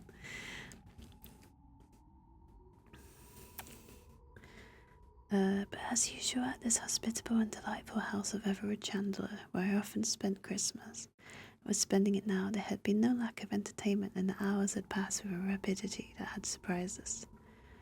A short billiard tournament had filled up the time between breakfast and lunch, with badminton and the morning papers for those who were temporarily not engaged, while afterwards the interval till tea time had been occupied by the majority of the party in a huge game of hide-and-seek all over the house, barring the billiard room, which was sanctuary for any who desired peace. But few had done that. The enchantment of Christmas, I must suppose, had, like some spell, made children of us again, and it was with palsied terror and trembling misgivings that we had tiptoed up and down the dim passages, from any corner of which some wild screaming form might dart out on us. Then, wearied with exercise and emotion, we had assembled again for tea in the hall, a room of shadows and panels on which the light from the wide open fireplace, where there burned a divine mixture of peat and logs, flickered and grew bright again on the walls. Then ours was proper ghost stories, for the narration of which the electric light was put out, so that the listeners might conjecture anything they pleased to be lurking in the corners. Succeeded, and we vied with each other in blurred bones, skeletons, armour, and shrieks. I had just given my contribution, and was reflecting with some complacency that probably the worst was now known, when Everard, who had not yet administered to the horrors of his guests, spoke. He was sitting opposite me in the full blaze of the fire, looking after the illness he had gone through during the autumn, still rather pale and delicate. All the same, he had been among the boldest and best in the exploration of dark places that afternoon, and the look on his face now rather startled me. "No, I don't mind that sort of thing," he said. "The paraphernalia of ghosts has become somehow rather hackneyed, and when I hear of screams and skeletons I feel I am on familiar ground, and can at least hide my head under the bedclothes." "Ah, but the bedclothes were twitched away by my skeleton," said I, in self-defense. "I know, but I don't even mind that. Why, there are 7-8 skeletons in this room now, covered with blood and skin and other horrors. No, those nightmares of one's childhood were the really frightening things because they were vague. There was the true atmosphere of horror about them because one didn't know what one feared." Sorry. Okay. Now if one could recapture that. Mrs. Chandler got quickly out of her seat. "Oh, Everard," she said, "surely you don't wish to recapture it again? I should have thought once was enough." This was enchanting. A chorus of invitation asked him to proceed. The real, true ghost story first hand, which was what seemed to be indicated was too precious a thing to lose. Everard laughed. "No, dear, I don't want to recapture it again at all," he said to his wife. Then to us, "But really the nightmare perhaps to which I was referring is of the vaguest and most unsatisfactory kind. He has no apparatus about it at all. You will probably all say that it was nothing, and wonder why I was frightened. But I was. It frightened me out of my wits, and I only just saw something without being able to swear what it was, and heard something which might have been a falling stone. Anyhow, tell us about the falling stone," said I. There was a stir of movement about the circle around the fire, and the movement was not of purely physical order. It was as if, this is only what I personally felt, it was as if the childish gaiety of the hours we had passed that day was suddenly withdrawn. We had jested on certain subjects, we had played hide and seek with all the power of earnestness that was in us. But now, so it seemed to me, there was going to be real hide and seek, real terrors were going to lurk in dark corners. Or if not real terrors, terrors so convincing as to assume the garb of reality, were going to pounce on us. And Mrs. Chandler's exclamation as she sat down again, "Oh, Everard, won't it excite you?" tended in any case to excite us. The room still remained in dubious darkness except for the sudden lights disclosed on the walls by the leaping flame on the hearth, and there was wide field for conjecture as to what might lurk in the dim corners. Everard, moreover, who had been sitting in bright light before, was banished by the extinction of some flaming log into the shadows. A voice alone spoke to us as he sat back in his low chair, a voice rather slow but very distinct. Last year, he said, on the 24th of December, we were down here as usual, Amy and I, for Christmas. Several of you who are here now were here then, 3 or 4 of you at least. I was one of these, but like the others kept silence for the identification, so it seemed to me was not asked for. And he went on again without a pause. Those of you who were here then, he said, and are here now, will remember how very warm it was this day here. You will remember too that we played croquet that day on the lawn. It was perhaps a little cold for croquet, and we played it rather in order to be able to say, with sound evidence to back the statement, that we had done so. Then he turned and addressed the whole little circle. We played tiers of half games, he said, just as we have played billiards today. It was certainly as warm on the lawn and then as it was in the billiard room. This morning directly after breakfast. Well, today I should not wonder if there was 3 feet of snow outside. More probably. Listen. A sudden draught fluted in the chimney, and a fire flared up as the current of air caught it. The wind also drove the snow against the windows, and as he said, listen, we heard a soft scurry of the falling flakes against the panes, like the soft tread of many little people who step lightly, but with the persistence of multitudes who were flocking to some rendezvous. Hundreds of little feet seemed to be gathering outside, only the glass kept them out, and of the 8 skeletons present, 4 or 5 anyhow turned and looked at the windows.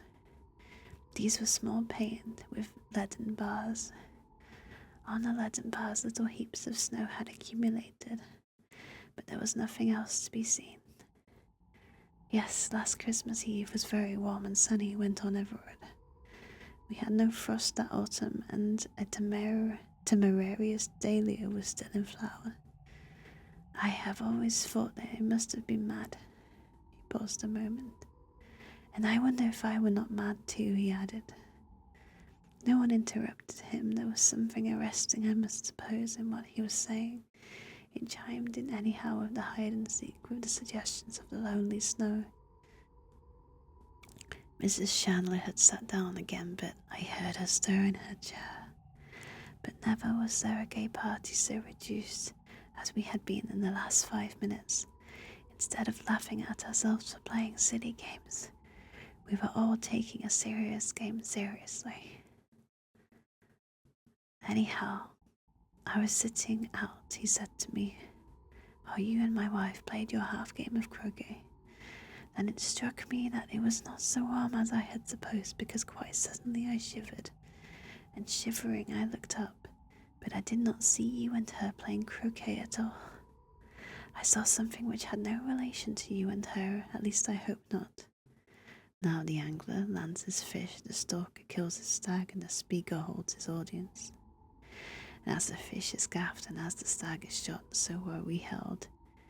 There was no getting away until he had finished with us. You all know the croquet lawn, he said, and how it is bounded all around by a flower border with a brick wall behind it, through which, you will remember, there is only one gate. Well, I looked up and saw that the lawn, I could for one moment see it was still a lawn, was shrinking and the walls closing in upon it. As they closed in too, they grew higher, and simultaneously the light began to fade and be sucked from the sky, till it grew quite dark overhead and only a glimmer of light came in through the gate. There was, as I told you, a dahlia in flower that day, and as this dreadful darkness and bewilderment came over me, I remember that my eyes sought it in a kind of despair, holding on, as it were, to any familiar object. But it was no longer a dahlia, and for the red of its petals I saw only the red of some feeble firelight.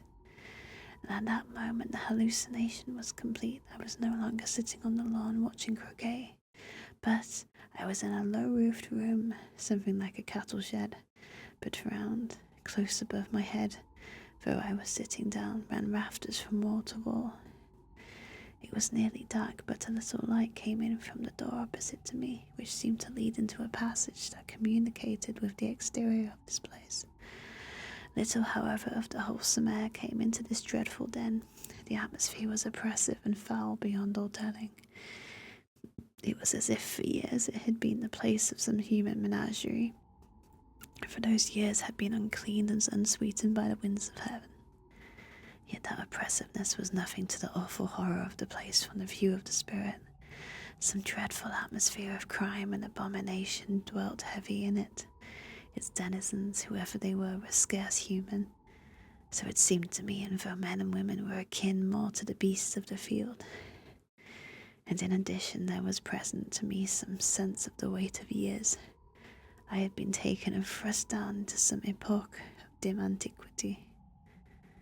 He paused a moment, and the fire on the hearth leaped up for a second and then died down again. But in that gleam I saw that all faces were turned to Everard, and that all wore some look of dreadful expectancy. Certainly I felt it myself, and waited in a sort of shrinking horror for what was coming. As I told you, he continued, where there had been the unseasonable dahlia, there now burned a dim firelight, and my eyes were drawn there. Shapes were gathered round it, what they were I could not first see. Then perhaps my eyes got more accustomed to the dusk, or the fire burned better, for I perceived that they were of human form, but very small, for when one rose with a horrible chattering to his feet, his head was still some inches off the low roof. He was dressed in a short sort of shirt that came to his knees, but his arms were bare and covered with hair. Then the gesticulation and chattering increased, and I knew that they were talking about me, but they kept pointing in my direction. At that my horror suddenly deepened, for I became aware that I was powerless and could not move hand or foot. A helpless nightmare impotence had possession of me. I could not lift a finger or turn my head. And in the paralysis of that fear I tried to scream, but not a sound could I utter. All this, I suppose, took place with the instantaneousness of a dream, for at once and without transition, the whole thing had vanished, and I was back on the lawn again, while the stroke for which my wife was aiming was still unplayed. But my face was dripping with perspiration, and I was trembling all over. Now you may all say that I had fallen asleep and had a sudden nightmare. That may be so, but I was conscious of no sense of sleepiness before, and I was conscious of none afterwards. It was as if someone had held a book before me, whisked the pages open for a second and closed them again. Somebody, I don't know who, got up from his chair with a sudden movement that made me start, and turned on the electric light. I do not mind confessing that I was rather glad of this. Everard laughed. Really, I feel like Hamlet in the play scene, he said, and as if there was a guilty uncle present. Shall I go on? I don't think anyone replied, and he went on. Well, let us say for the moment that it was not a dream exactly, but a hallucination. Whichever it was, in any case, it haunted me. For months I think it was never quite out of my mind, but lingered somewhere in the dusk of consciousness, sometimes sleeping quietly, so to speak, but sometimes stirring in its sleep. It was no good my telling myself that I was disquieting myself in vain, for it was as if something had actually entered into my very soul, as if some seed of horror had been planted there. And as the weeks went on, the seed began to sprout, so that I could no longer even tell myself that that vision had been a moment's disorderment only. I can't say that it actually affected my health. I did not, as far as I know, sleep or eat insufficiently, but morning after morning I used to wake, not gradually and through peasant dozings into full consciousness, but with absolute suddenness, and find myself plunged in an abyss of despair. Often, too, eating or drinking, I used to pause and wonder if it was worthwhile. Eventually, I told 2 people about my trouble, hoping that perhaps the mere communication would help matters. Hoping also, but very distantly, that though I could not believe at present that digestion or the obscurities of the nervous system were at fault, a doctor by some simple dose might convince me of it. In other words, I told my wife, who laughed at me, and my doctor, who laughed also, and assured me that my health was quite unnecessarily robust. At the same time, he suggested that change of air and scene does wonders for the delusions that exist merely in the imagination. He also told me in answer to a direct question that he would stake his reputation on the certainty that I was not going mad.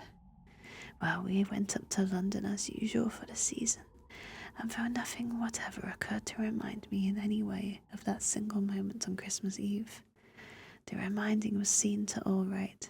The moment itself took care of that, for instead of fading as is the way of sleeping or waking dreams, it grew every day more vivid and ate, so to speak, like some corrosive acid, into my mind, etching itself there.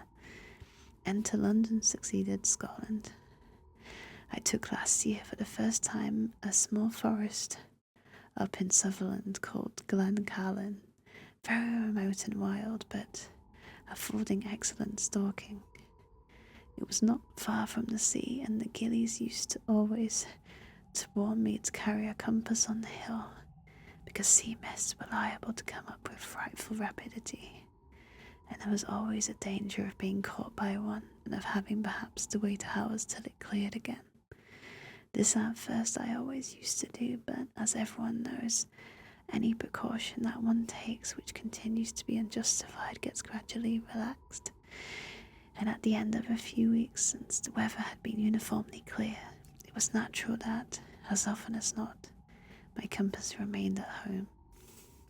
One day, the stork took me onto a part of my ground that I had seldom been on before, a very high tableland on the limit of my forest, which went down very steeply on one side to a loch that lay below it, and on the other by gentler gradations to the river that came from the loch, 6 miles below which stood the lodge. The wind had necessitated our climbing up, or so my stalker had insisted, not by the easier way but up the crags from the loch. I had argued the point with him, for it seemed to me that it was impossible that the deer could get our scent if we went by the more natural path, but he still held to his opinion, and therefore, since after all this was his part of the job, I yielded. A dreadful climb we had of it, over big boulders with deep holes in between, masked by clumps of heather, so that a wary eye and a prodding stick were necessary for each step if one wished to avoid broken bones. Adders also literally swarmed in the heather. We must have seen a dozen at least on our way up, and adders are a beast for which I have no manner of use. But a couple of hours saw us to the top, only to find the stalker had been utterly at fault, and that the deer must quite infallibly have got wind of us, as if they had remained in the place where we last saw them. That, when we could spy the ground again, we saw had happened. In any case, they had gone. The man insisted the wind had changed, a palpably stupid excuse, and I wondered at that moment what other reason he had.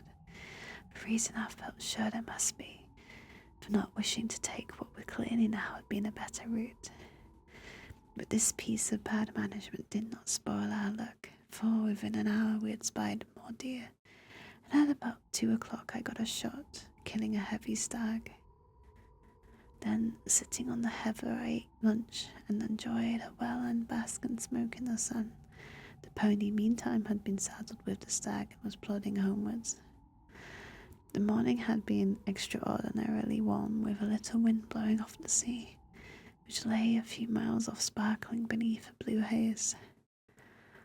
And all morning, in spite of our abominable climb, I had an extreme sense of peace, so much so that several times I had probed my mind, so to speak, to find if the horror still lingered there, but I could scarcely get any response from it.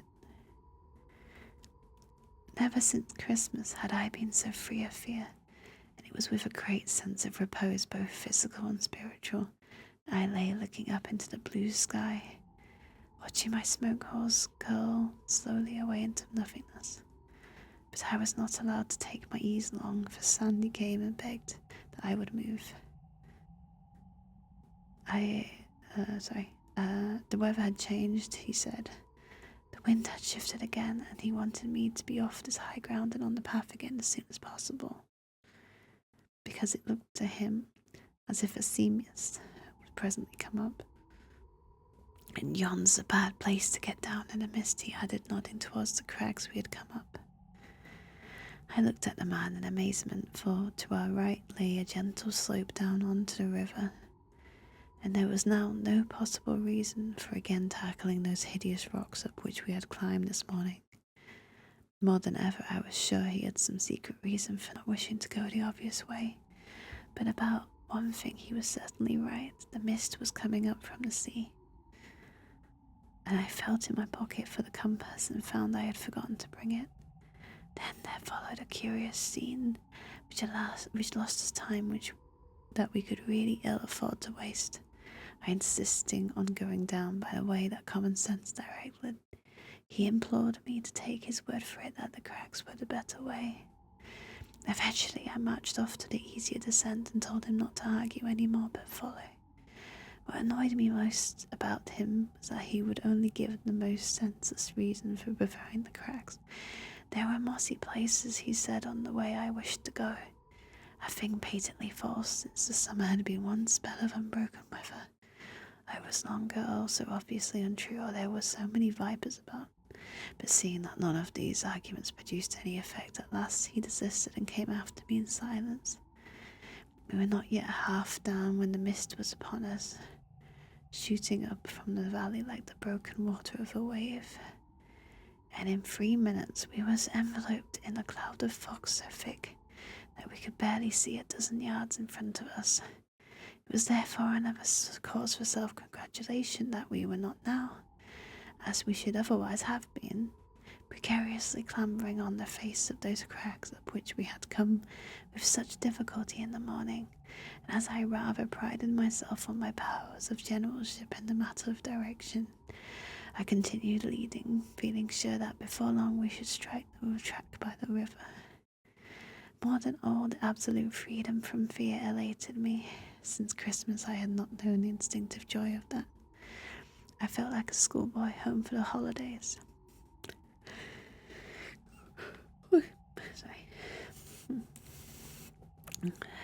the mist grew thicker and thicker, and whether it was that real rain clouds had formed above it, or that it was of an extraordinary density itself, I got wetter in the next hour than I have ever been before or since. The wet seemed to penetrate the skin and chill the very bones, and still there was no sign of the track for which I was making. Behind me, muttering to himself, followed Stalker, but his arguments and protestations were dumb, and it seemed as if he kept close to me, as if afraid. Now, there are many unpleasant companions in this world. I would not, for instance, care to be on the hill with a drunkard or a maniac. But worse than either, I think, is a frightened man, because his trouble is infectious, and insensibly I began to be afraid of being frightened too. From that it is but a short step to fear.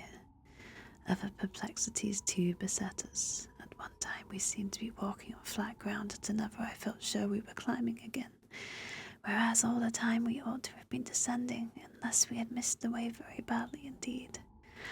Also, for the month was October, it was beginning to get dark, and it was with a sense of relief that I remembered that the full moon would rise soon after sunset. But it had grown very much colder, and soon, instead of rain, we found we were walking through a steady fall of snow. Things were pretty bad, but then for the moment they seemed to mend, for far away to the left I suddenly heard the brawling of the river. It should, it is true, have been straight in front of me, and we were perhaps a mile out of our way. But this was better than the blind wandering of the last hour, and turning to the left I walked towards it. But before I had gone 100 yards, I heard a sudden choked cry behind me, and just saw Sandy's form flying as if in terror of pursuit. Into the mists I called to him but got no reply, and heard only the spurred stones of his running. What had frightened him I had no idea, but certainly with his disappearance the infection of his fear disappeared also, and I went on, I may almost say, with gaiety. On the moment, however, I saw a sudden, well-defined blackness in front of me, and before I knew what I was doing, I was half stumbling, half walking up a very steep grass slope. During the last few minutes, the wind had got up, and the driving snow was peculiarly uncomfortable, but there had been a certain consolation in thinking that the wind would soon disperse these mists, and I had nothing more than a moonlight walk home. But as I paused on the slope, I became aware of two things. One, that the blackness in front of me was very close. The other, that whatever it was, it sheltered me from the snow. So I climbed on a dozen yards into its friendly shelter, for it seemed to me to be friendly. A wall some 12 feet high crowned the slope, and exactly where I struck it there was a hole in it, or door rather, through which a little light appeared. Wondering at this, I pushed on, bending down, for the passage was very low, and a dozen yards came out on the other side. Just as I did this, the sky suddenly grew lighter, the wind, I suppose, having dispersed the mists, and the moon, though not yet visible through the flying skirts of cloud, made sufficient illumination. I was in a circular enclosure, and above me there, projected from the walls some 4 feet from the ground, broken stones which must have been intended to support a floor. Then simultaneously two things occurred. The whole of my 9 months' terror came back to me, for I saw that the vision in the garden was fulfilled, and at the same moment I saw stealing towards me a little figure, as of a man, but only about 3'6" in height. That my ears told me that he stumbled on a stone. My nostrils told me that the air I breathed was of an overpowering foulness, and my soul told me that it was sick unto death. I think I tried to scream but could not. I know I tried to move and could not, and it crept closer. Then I suppose the terror which held me spellbound so spurred me that I must move, for next moment I heard a cry break from my lips. I was stumbling through the passage. I made one leap of it down the grass slope, and ran as I hope never to have to run again. What direction I took I did not pause to consider, so long as I put distance between me and that place. Luck, however, favoured me, and before long I struck the track by the river, and an hour afterwards reached the lodge. Next day I developed a chill, and as you know, pneumonia laid me on my back for 6 weeks. Well, that is my story, and there are many explanations. You may say that I fell asleep on the lawn and was reminded of that by finding myself under discouraging circumstances in an old Pict castle, where a sheep or a goat that, like myself, had taken shelter from the storm, was moving about. Yes, there are hundreds of ways in which you may explain it, but the coincidence was an odd one, and those who believe in second sight might find an instance of their hobby in it. And that is all? I asked. Yes, it was nearly too much for me. I think the dressing bell has sounded.